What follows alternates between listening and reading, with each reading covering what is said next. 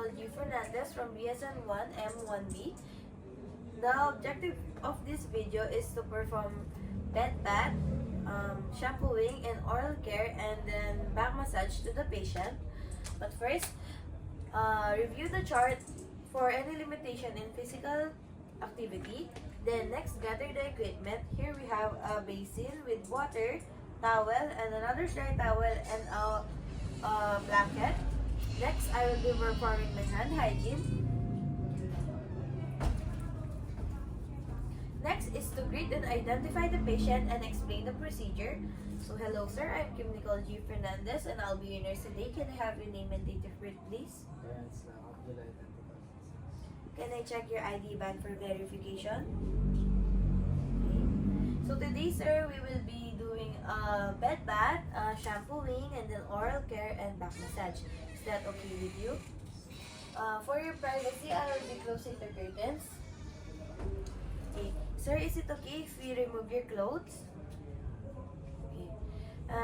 Then we will be respecting the patient's wishes and we will be placing a towel or blanket over the patient.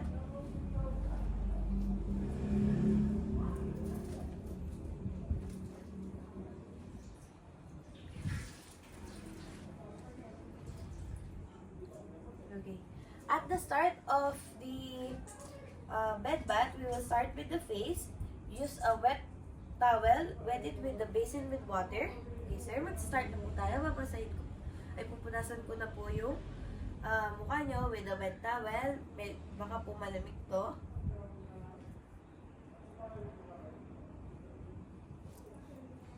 Next, the neck. Then the ears.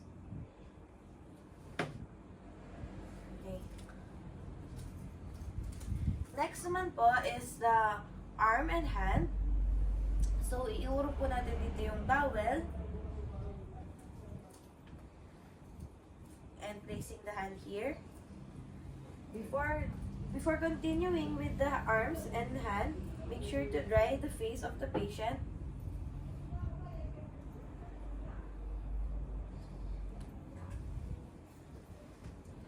Okay. Next, wipe the patient's hand and arm with a wet towel. Okay, sir, pupunasan ko na po kayo. Baka po malamig.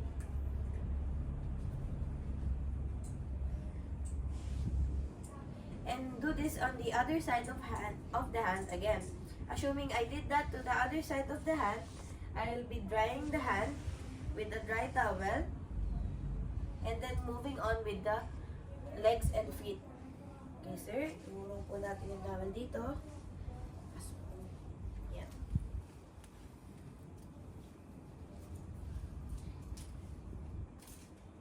Again, get your wet towel and start by wiping the legs.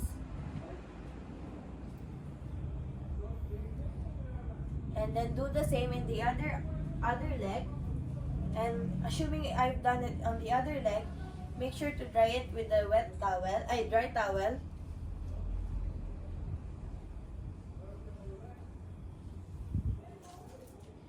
Sir, is it okay if I also do your chest, abs, and lower extremities? No. And we will be respecting the patient's wishes by suggesting that the patient's other relatives or guardians will be doing the other cleaning. Okay, and that's all. Thank you. Next is the shampooing. So first, i-place po natin yung towel under the patient's head. Next naman po is lalagyan natin yung towel over sa mata ng patient. Okay. Next, babasain na po natin yung ulo ng patient with water. Babasahin ko na po, medyo malamig. Okay. Next po, mag-a-apply na po tayo ng shampoo.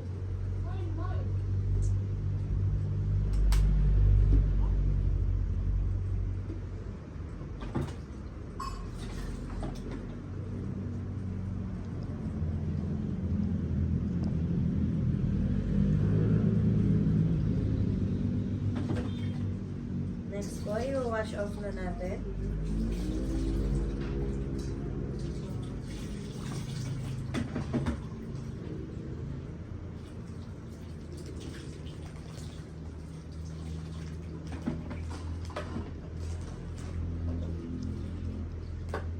Next, kukunin na po natin yung pinang-cover natin sa eyes ni patient.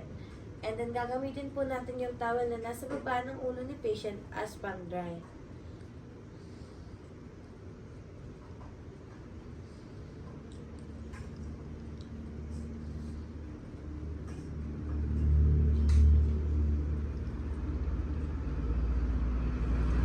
Then, okay na po yung shampoo. Proceed na po tayo sa oral care. Na-place na po natin sa patient sa sitting position. Tapos, igagather na po natin yung equipment. We have basin, cup with water, toothbrush, toothpaste, tsaka towel po. So, next, ipagmumugbog po natin si patient ng water. Tapos, i-spit niya po sa basin. Next naman po, ilalagay natin ng toothpaste yung toothbrush. Hindi po. Show me your teeth. Show me your teeth.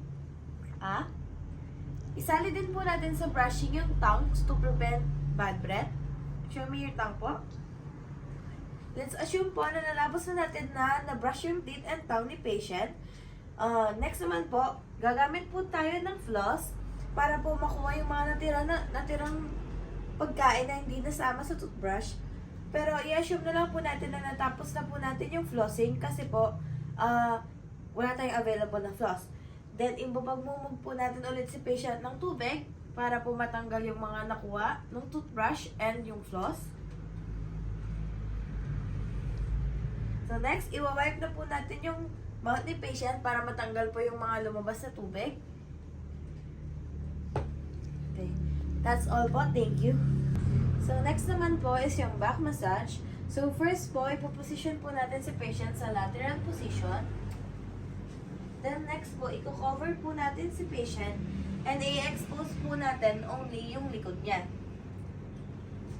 So, as mentioned po ni patient, ayaw niya pong ma-expose yung likod niya, ayaw niya pong tanggalin yung damit niya. So, let's assume na lang po na nakataas po yung damit ni patient. Next naman po, I will be doing my hand hygiene.